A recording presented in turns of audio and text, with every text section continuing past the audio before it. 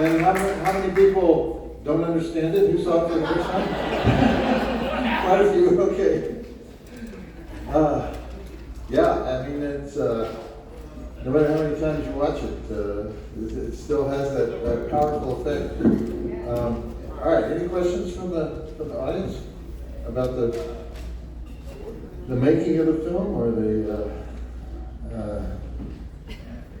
you like this film, Darcy? I don't even know. It's fucking great. Are you kidding me?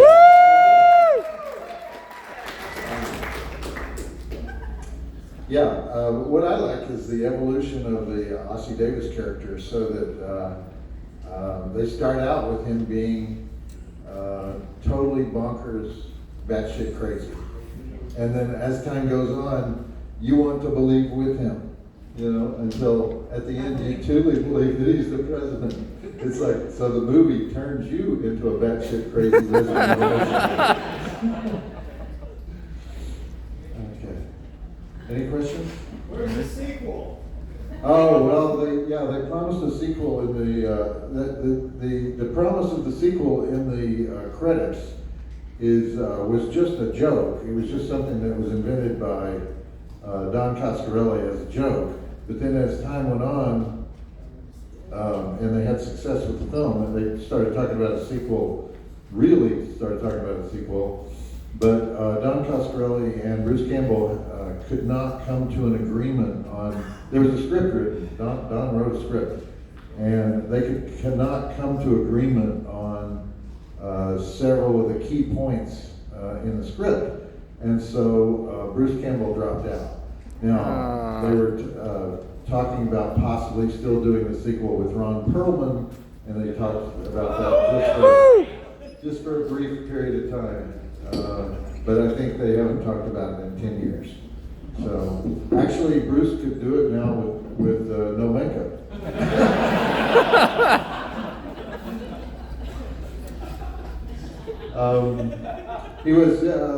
Bruce was 43 when they made this movie. And so, one thing they knew is that if that makeup didn't work, the movie would fail. It had to show the young Elvis and the old Elvis all in one makeup thing. And so K&B Effects did that makeup, and it was, Bruce was the first person on the set every day because it was a 2.5 hour makeup job.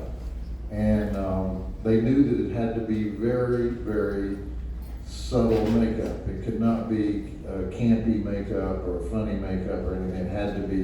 It had to look like the aged Elvis, you know, as he would have looked at the age of 68. And of course, Ozzie Davis looked great, and he was 83. So,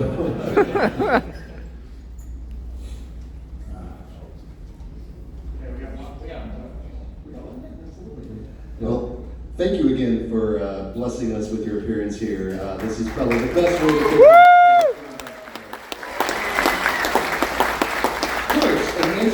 question, what is a nightmare junkhead? Yeah.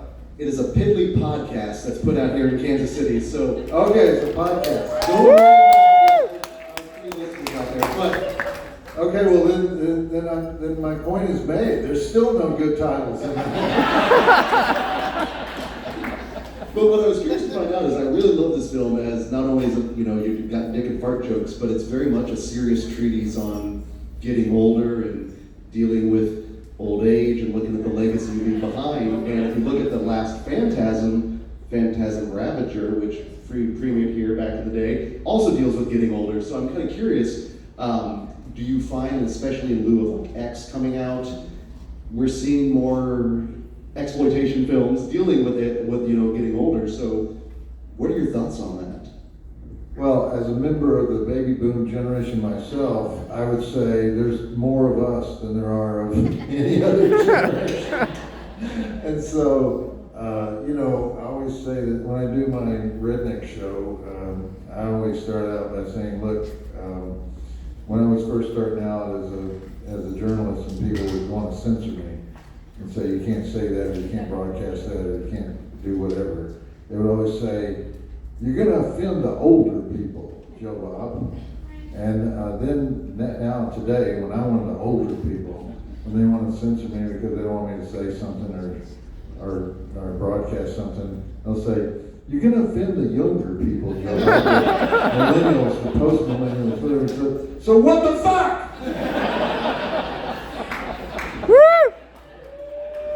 We baby boomers haven't changed. So kind of along the lines of censoring, is there been a movie that you really, really wanted to show, and for some reason they say no? I've tried to show I Spit on Your Grave at every company I've ever worked. And they don't consider it, I mean, they consider it beyond the bounds of what can be shown even on premium TV or streaming or whatever. You just can't get anybody to air that movie. I mean, I guess maybe it's been shown somewhere. I mean, I did the commentary. In fact, when the DVD came out, I want to say 2002, something like that, I got this call from this guy that had the rights to the DVD, Vinny Bankalari. And he calls me up and he says, "Are you Joe Bob Briggs?" I said, "Yeah."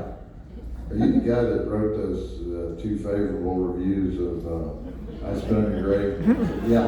He said, "You want to do the commentary track?" And I said, "Yeah, but why are you asking me?" And he says, "Because you're the only guy who ever wrote favorable reviews."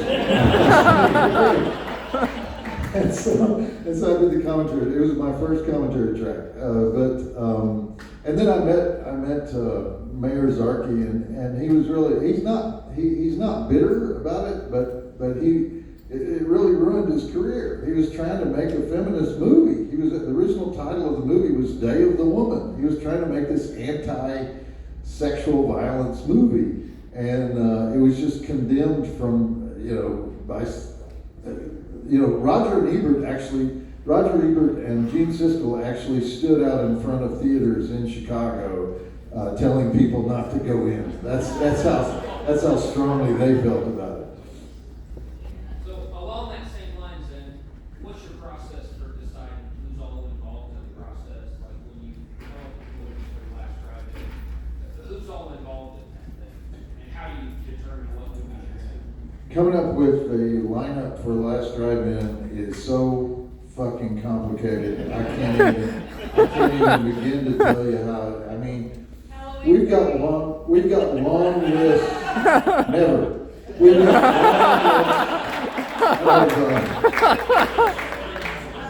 got these long lists of movies that we want to show, and we'll give them to Shudder, and they'll say, "Sure."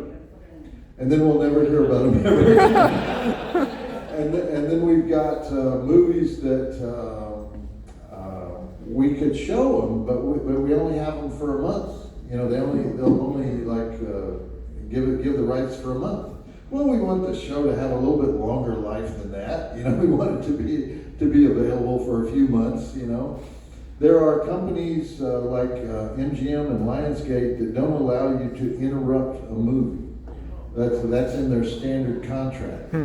And so now Darcy actually has been using her political network in Hollywood to get the heads of business affairs at MGM and Lionsgate to make exceptions for us. Because,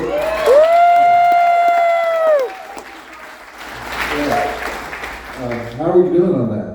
It's going to happen. It's going to work out. Okay, because... I'm not going to do nothing until it does, basically. Okay. Well, the reason they don't want us to interrupt, the reason they don't want us to the movie interrupted is they think people are going to put commercials in there. Obviously, we're not doing commercials, so we don't really apply to the reason they put it in their boilerplate contract. So we think we can probably convince them to let us do it. But on the other hand, they don't want to have to write an individual contract for every movie that they license. So it's kind of fighting uphill against bureaucracies at MGM and Lionsgate. Yeah, but there are many reasons why we can't show many movies. Going back to I Spit on Your Grave, why do you think that movie is viewed to be so vile against something like Last House on the Left, which saw pretty big audience. Well, Last House on the Left was also on the Too Grizzly for Cable list for years. I mean, they wouldn't let you show that either. You could show the Virgin Spring, Ingmar Bergman's rape movie, you know, but you could not show Last House on the Left. You couldn't show I Spit on Your Grave. And rape has always been considered sort of the last taboo of film, much more so than murder, much more so. I would say it ranks right up there with death of babies. Yeah, it's like there's certain things you can't show on screen, and one of them is one of them to this day is rape. You know, those movies were only shown in grindhouses, and even if it's a pro-female movie, even if it's a rape revenge movie, which almost all of them were, you just can't. I mean, people can't get their heads around it. And interestingly, it's more often it's the male executives who can't stand it.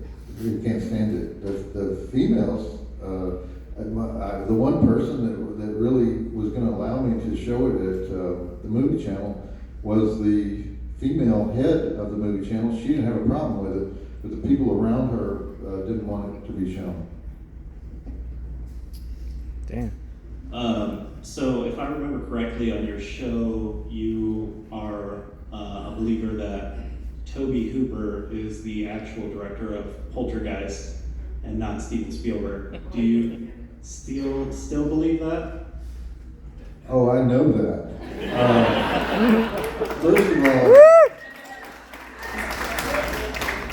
First of all, in the year of 1981, Steven Spielberg didn't have time to secretly direct a movie. It's like, anybody who thinks you can secretly direct a movie is vastly underestimating the time and effort it takes to make a movie.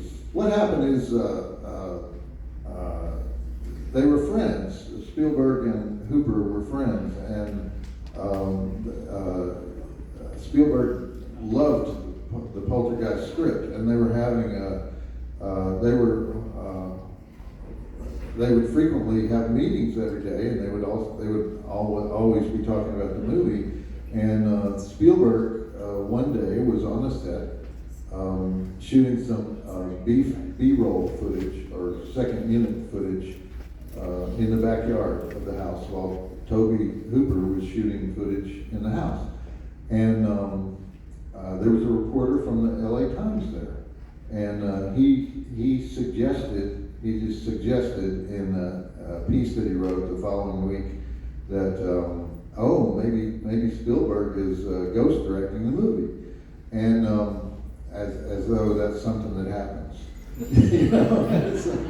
And so the rumor started, and it never went away. It just first of all, the movie had that. It was unlike any other Tobe Hooper movie because it had that Spielberg glow to it, that suburban Spielberg glow. But so did every movie that Robert Zemeckis made for Steven Spielberg. I mean, so did another dozen movies that were executive produced by Steven Spielberg. So it was only the Tobe Hooper movie that was singled out to be, that must be ghost directed by Spielberg, even though they all had that look. That was the look that you made when you worked at, I think it was Universal? I don't remember. I think it was Universal. When you worked for these executive produced Steven Spielberg movies at Universal. Anyway, it stuck to him the rest of his life. That rumor stuck to him the rest of his life, and it was totally unfair. It was one of the few times he made two movies that haunted him the rest of his life. He made the Texas Chainsaw Massacre, one of the most successful indie films in history, and was sort of looked down on for having made it, even though it was brilliant. And then he had Poltergeist, which was one of the also one of the most successful horror movies in history, and it had this ghost-directed thing attached to it. Tobe Hooper was not a glad-handing networking guy in Hollywood. He was very much kind of a loner, and so he didn't really defend himself, and so that stuck with him. But You know, it's too bad. It's too bad that even in that era, that kind of gossip can really damage you. And you know, he ended up struggling for each budget the rest of his career. He ended up working for the Cannon Group. You know, he made 3 films for the Cannon Group, and you know, they were reasonably budgeted, but they weren't. You know, they didn't have the support that he would have had if he'd stayed at Universal. Sure. 3 more questions. 3 more, okay. Look at that sound. Well, first of all, Joe, Darcy, thank you for coming and helping us kick off Panic Fest this weekend. Thank you. Happy New Year. Helping us celebrate Scary Gary Day. What? It's my birthday. But I want to say, first of all, Darcy, I follow you on Twitter. Thank you for celebrating the release of Pet Sematary the other day. That's all I wanted for my 8th birthday, and I got to go see that. So salute. Second, thank you. Second, you kind of answered the question already because I want to know when we're going to get Halloween 3 on the last Drive-In day. So When I die. So if we're never going to get it, can we please rank it? Panic Fest 2023. Rank it? Halloween 3. Rank it. Rate it 1/2 star.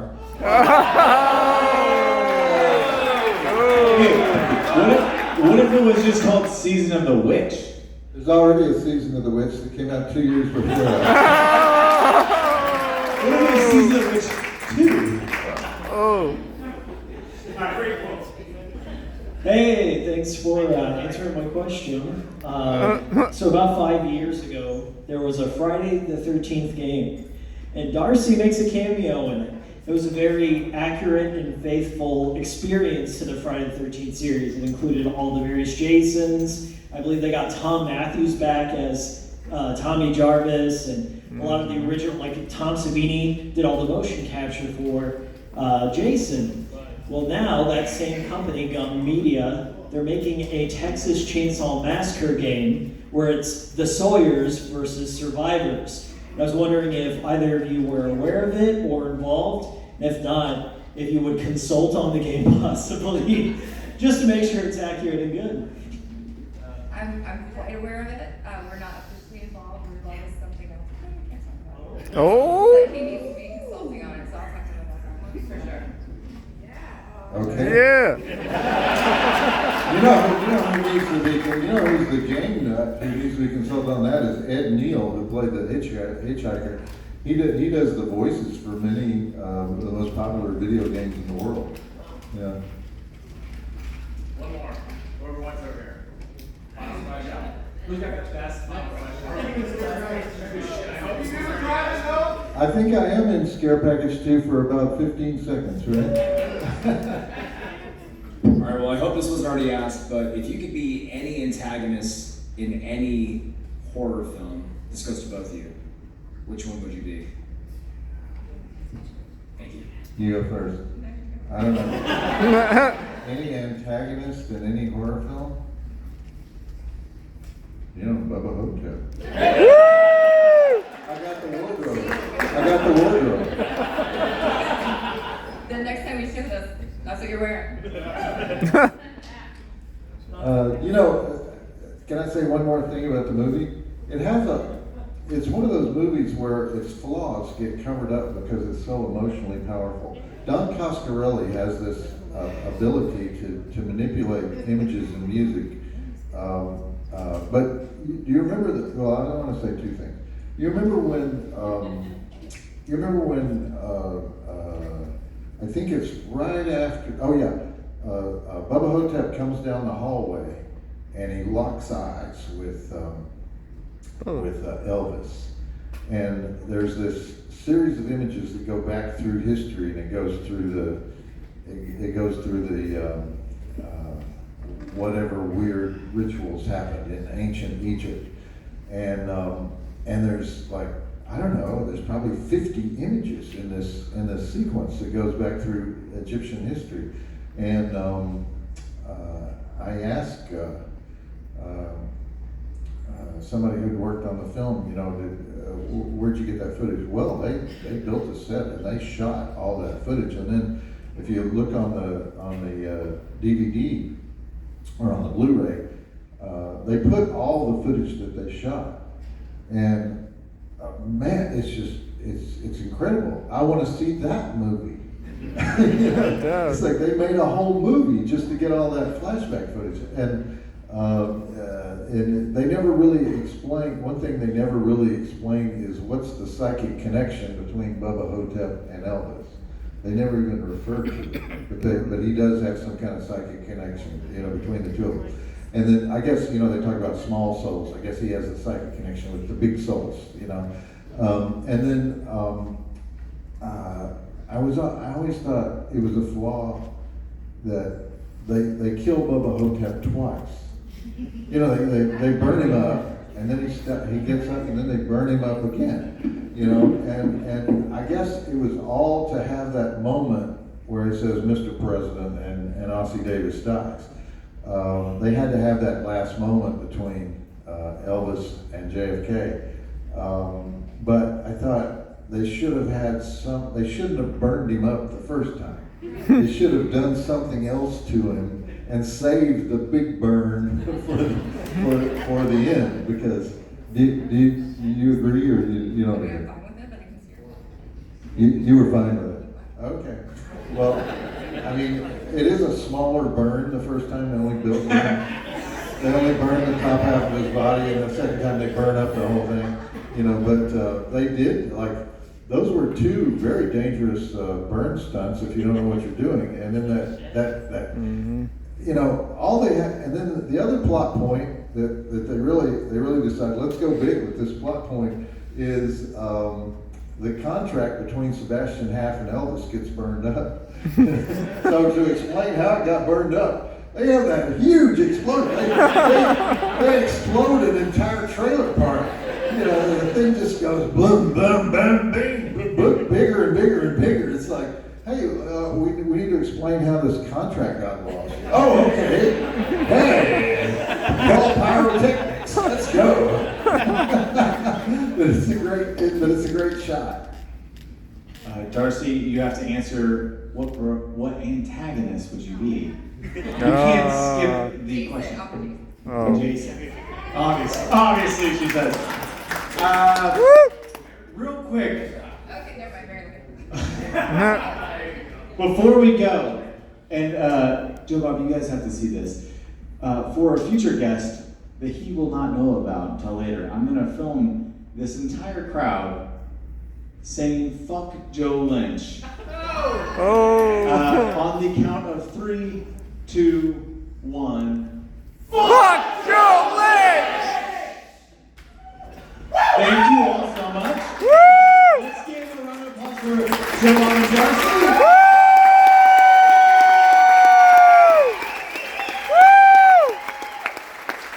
Now,